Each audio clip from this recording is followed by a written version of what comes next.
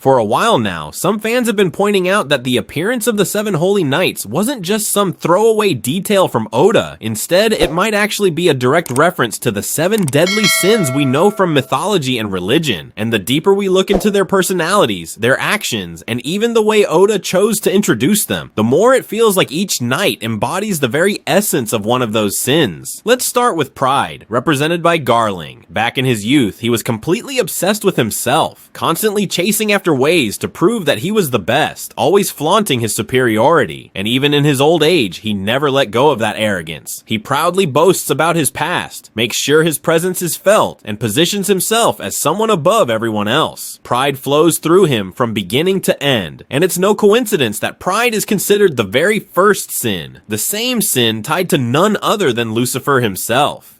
Then we have Sloth, embodied by Summers. Laziness and indifference are built into his character. He actually finds pleasure in dragging things out, taking his time when it comes to killing or torturing his victims, almost savoring the slow process. Even his introduction scene, casually lounging in a chair, feels like Oda's poetic way of visualizing sloth in its purest form. Next is Envy, which might be linked to the horned female knight. Now, this one's more speculative since we've only seen her briefly, but the volcano on her head immediately reminds us of a Kainu, a man consumed with chasing down dragon at all costs. That obsession mirrors the essence of envy, being fixated on what others have, constantly bitter and resentful until it festers into a hidden, burning rage. And then there's Gluttony, represented by the beast-like knight. Many fans think he might possess a devil fruit similar to Waples, a power that perfectly symbolizes the idea of endless hunger. But gluttony isn't limited to food. It can extend to women, to technology, to power itself. And in his case, it looks like that hunger takes its most terrifying form, devouring living beings themselves. On the other side, we have Lust, which could be tied to the female knight wielding that massive sword. Her design instantly brings to mind the Amazonian Empress herself. Lust, by its very nature, is one of the most destructive desires. It might start as something natural and human, but once it's left unchecked, it has the power to topple kingdoms and bring entire empires crashing down. It's a craving that, when turned into obsession, can erode everything in its path. Then there's Wrath, embodied by the fan favorite, the skull-masked knight carrying a scythe. Wrath is inseparable from vengeance, a burning force that transforms its wielder into pure hatred and violence, inevitably leading to death. And the scythe he carries? That's no random weapon. It's a direct symbol of death itself, amplifying the terrifying aura that perfectly complements this sin. Finally, we come to Greed, represented by the Knight Mare. Her look and even her tongue immediately remind us of York, Vegapunk's clone, who embodies greed in its purest form. Greed is the endless hunger for more, never being satisfied with what you already have or what you've already achieved. And for Mare, that plays out in her relentless ambition to win the War of the Clans at any cost. She's a living embodiment of that insatiable desire that nothing can ever fulfill. All of these signs point to one conclusion: Oda didn't create the 7 Holy Knights just for decoration. Each one of them is a living personification of the 7 deadly sins, twisted into human form. But now the big question is for you guys. Do you believe Oda actually intended this symbolism, or is it just another wild theory born from the imagination of fans? Either way, I hope you enjoyed this breakdown, and I'll see you next time with more One Piece theories. And don't forget to follow the channel.